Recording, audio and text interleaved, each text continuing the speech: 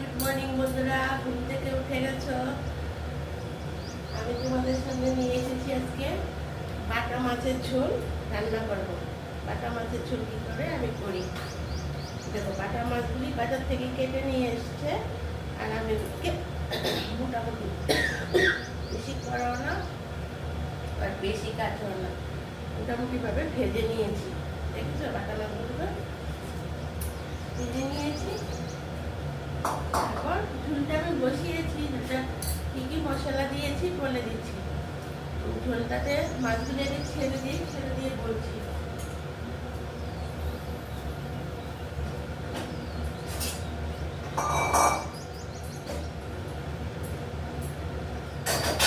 ঝোল মশলা দিয়েছি, এখানে আছে 8 পিস, এখানে আছে 8 পিস বাটা মাছ, এখানে আছে আটটা এরকম সাইজের বাটা মাছ। তখন ওই বড় একটা পেঁয়াজ, বাটা মাছটা পেঁয়াজ দিয়েই ভালো লাগে, আর 2 কোয়া রসুন, এইটুকু আদা দিয়েছি, পেস্ট করে দিয়ে সঙ্গে দিয়েছি কাঁচা লঙ্কা। আর আমরা একটু ঝাল, যে যার মতো ঝাল দেবে, নিয়ে গুঁড়ো লঙ্কা এক বড় চামচের 1 চামচ দিয়েছি। আর যদি ঝাল না খাও গুঁড়ো লঙ্কাটা আর দেবে না। আর ধনের গুঁড়ো 1 চামচ আর জিরার গুঁড়ো 1 চামচ দিয়েছি। দিয়ে তারপর যদি কেউ সরষের তেলে খাও সরষের তেলে করতে পারো, আমি সাদা তেলে করছি। তেলটা গরম হয়, যার পরিমাণ মতো তেল দেবে, যে যেরকম খাও। তেলটা গরম হওয়ার পর কালো জিরে ফোড়ন দিয়েছি। কালো জিরে ফোড়ন দিয়ে তেলটার মধ্যে কালো জিরে দিয়ে দিয়েছি একটুকু।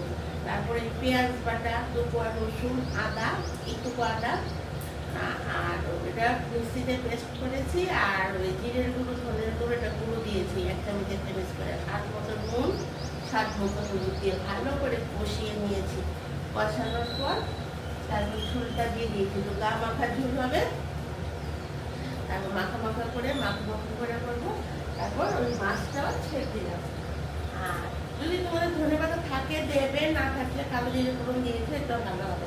এখন নামানোর আগে আমি একটু ধনেপাতা দিয়ে দিচ্ছি।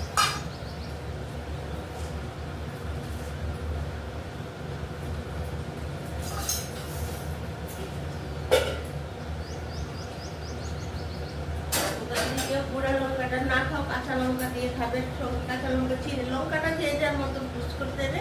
কিন্তু মশলাটা এটা দিয়ে করে খেয়ে দেখবে, বাটা মাছ খুব টেস্টি হয়।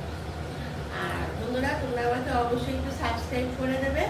আর আমার অন্য প্রোগ্রামগুলো তো তোমরা যারা যারা দেখো, জানো, যারা না দেখো ওরা দেখবে, সাবস্ক্রাইব করে দেখতে পারবে।